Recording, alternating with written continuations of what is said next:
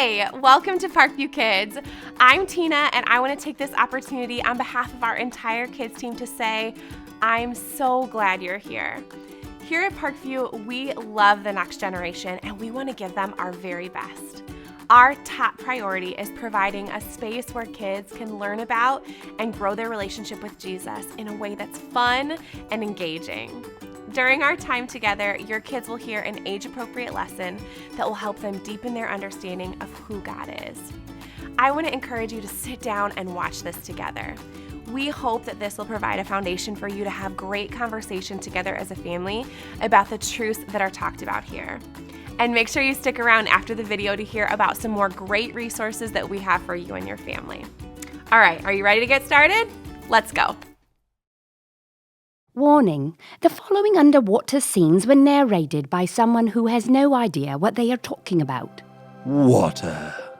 It covers a lot of the earth. How much? A lot. Rivers, oceans, lakes, bathtubs. Water is everywhere. But what about all the animals that call water home? How do they live? How do they eat? We'll find out today on another episode of Animals Eating Underwater. Our first creature is the vacuum-face hippopotamus fish. As you can see, they eat grass while trying to vacuum the sea floor.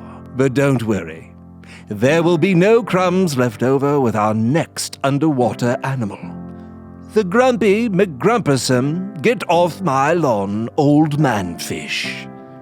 Don't get too close or you may just become dinner. A close relative to the grumpy McGrumperson fish, and that also has an incredibly unique eating style, is the Brandon. Notice he keeps the sandwich fresh. Scientists are still debating on how this prehistoric creature collects all of the different ingredients from all over the world for a single meal. One theory is... Will you please? I'm trying to enjoy my lunch in peace. And this doesn't make sense. I'm not even underwater.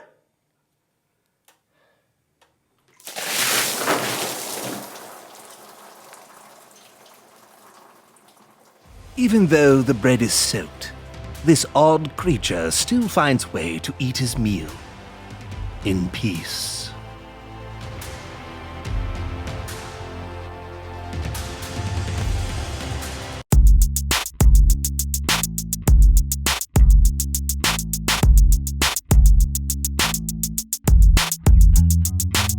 Hello everyone, I'm Brandon. I'm John. And welcome to the So-and-So Show.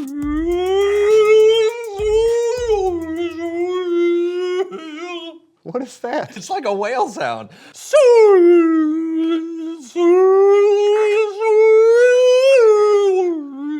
Okay. I just think it's crazy, the sounds whales can make. Oh, no, it's true. I'm like dolphins. That's impressive. Yeah. What does it mean? I don't know. Maybe we should ask someone.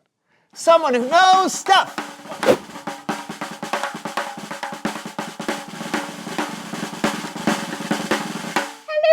Well, hello! Come in. I'll just swim on over to ya. Whoosh, whoosh, whoosh. Well, you can dock yourself right here. Thank you so much. And thank you for being on the show. Can you tell our viewers who you are and what you know? Oh, certainly. My name is Janet Crusto, and I'm a cetologist. I study whales.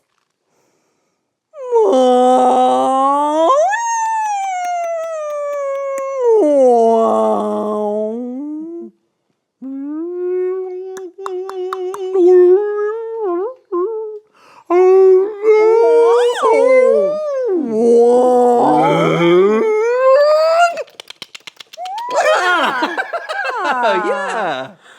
Now, what did I just say? I have no idea. Oh.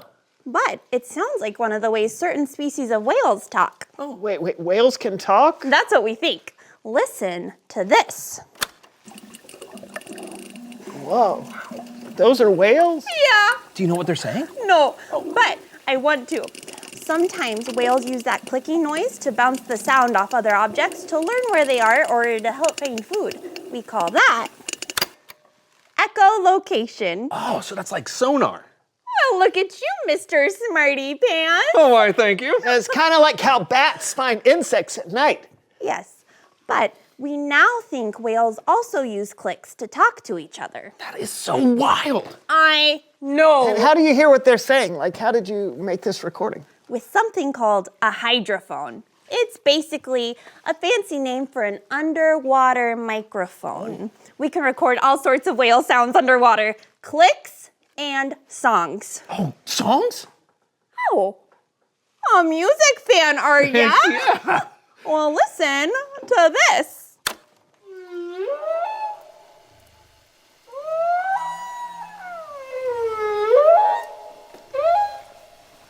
This is my favorite part.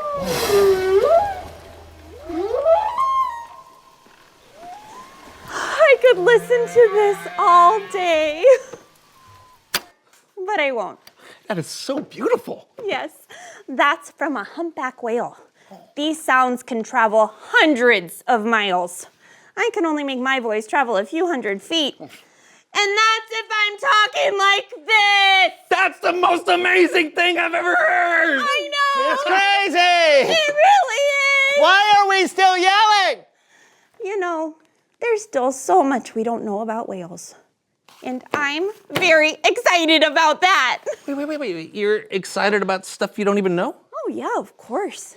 Just because we don't know something now doesn't mean we won't know it someday. That's why we gotta keep searching and asking questions and learning. Who knows? Someday we might be able to have a real conversation with a whale. Whoa.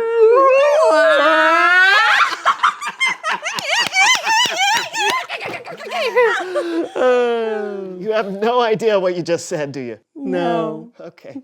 Thanks for coming on the show today, Janet. Oh, you betcha, anytime. That was awesome. That was awesome. Okay, but now,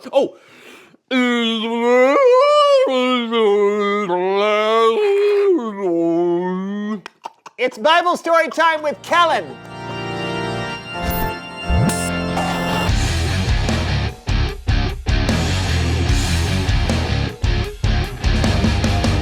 Hey, Kellen, how's it going? Pretty good, pretty good.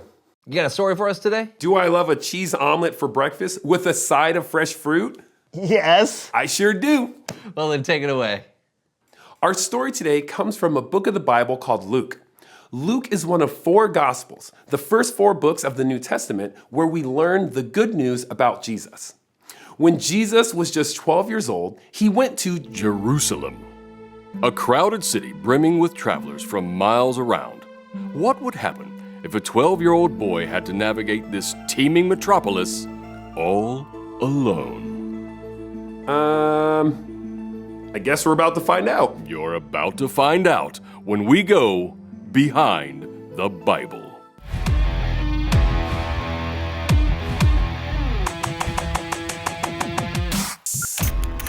Every year, Jesus' family traveled to Jerusalem to celebrate the Passover feast, an annual celebration where Jewish people from all over the world remember how God freed their people from slavery long ago. But this year's feast would not turn out the way they expected. When Jesus was 12, we went to Jerusalem like we did every year. We took lots of family and friends with us. It was a wonderful time. And when it was over, me and Joseph and the whole family headed back home. At least we thought it was the whole family. I just want to be clear. There were a lot of people with us. I mean, a lot of friends and relatives. How many? I can't really, I don't know. I'm just saying it could have happened to anyone. Okay? Okay. Just, don't judge us. After Joseph and Mary had been traveling for a day back to their hometown of Nazareth, they realized something. Something important. So we hadn't seen Jesus since we left Jerusalem. I assumed he was with someone else, back hanging out with some of his cousins.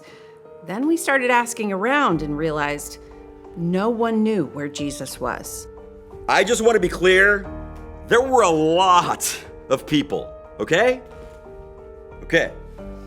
But at this point, we're like, we have got to get back to Jerusalem, and we need to get back like yesterday. Crazy, right? Mary and Joseph had left Jesus in Jerusalem. I just want to be very clear. There were a lot of people. It could have happened to anyone. I think they get it. Okay. So Mary and Joseph rushed back to Jerusalem to look for Jesus. They looked everywhere they could think of. But it was a big city, and there were a lot of places to look. They searched high. They searched low. They searched all around, but they couldn't find their son. We looked for 3 days. 3 days! We were so worried. But just to be clear, there were so many people. Finally, one of us, I don't remember who, thought to check the one place in Jerusalem we hadn't looked yet, the temple. The temple was a holy place where people could go to worship and honor God. Would Mary and Joseph find their son there? Oh my! If you could have seen the look on their faces when they came into the temple courtyard. They were worried sick, of course. I mean, who wouldn't be? But their son, Jesus, he was just sitting with us and talking and asking questions like it was no big deal. Oh, my heart jumped through my chest. I was overjoyed. I was exhausted and I was a little angry, but Jesus seemed completely calm, just talking to the priests. No one would have thought that Jesus, a 12-year-old boy, would want to spend his time at the temple talking to the priests, but that's what Jesus did, and the priests were very impressed. Oh, let me tell you, this kid was amazing. Never, ever have I seen anyone like him. To have that amount of wisdom that he had at that age, just incredible. He asked the most amazing questions. And then, after he asked the questions, he listened. And then we'd ask him questions. And his answers. Wow. That's all I got. Just wow. Never seen anything like that. Ever.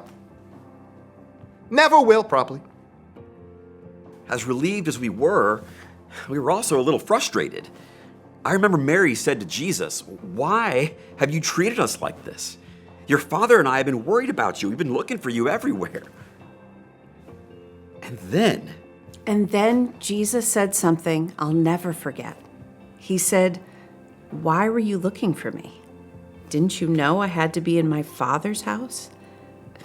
We weren't really sure what he meant by that, but I think about it all the time. I really do. Mary and Joseph returned back to Nazareth with Jesus, a family reunited once again. But their story was far from over.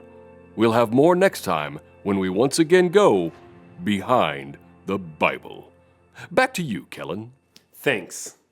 Even at 12 years old, Jesus knew how important it was to learn new things. While his parents were searching for him, Jesus was in the temple searching for wisdom, asking questions, and listening. And he kept learning as he kept growing. Luke went on to write that Jesus became wiser and stronger. He also became more and more pleasing to God and to people. The end.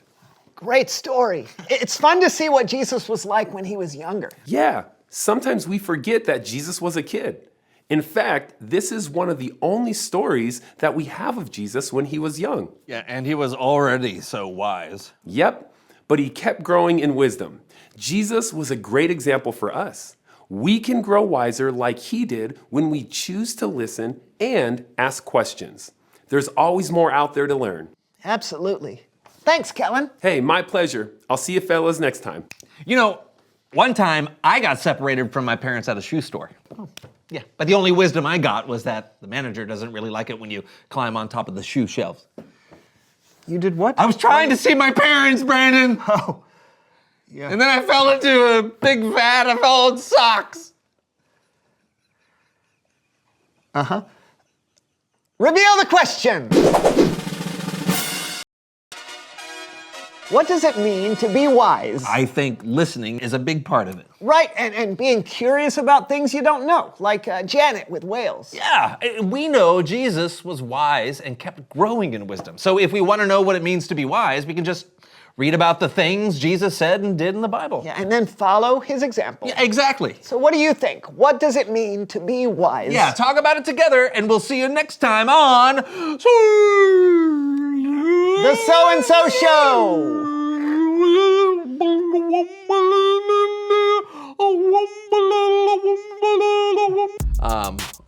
How about an eel?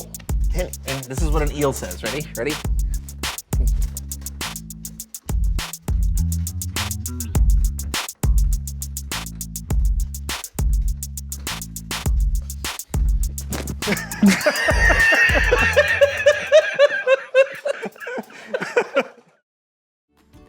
Thank you so much for tuning in today. We hope that the truths found in this lesson will take deep roots in your family. Speaking of your family, we want to walk alongside you on this journey. We have an awesome resource for you called the Parent Hub. Every month, we share new relevant resources for each of our age groups, birth through high school. Visit theparenthub.org to find out more. We are rooting for you and your family. Keep up the hard and wonderful work of pointing your kids towards Jesus. We love you.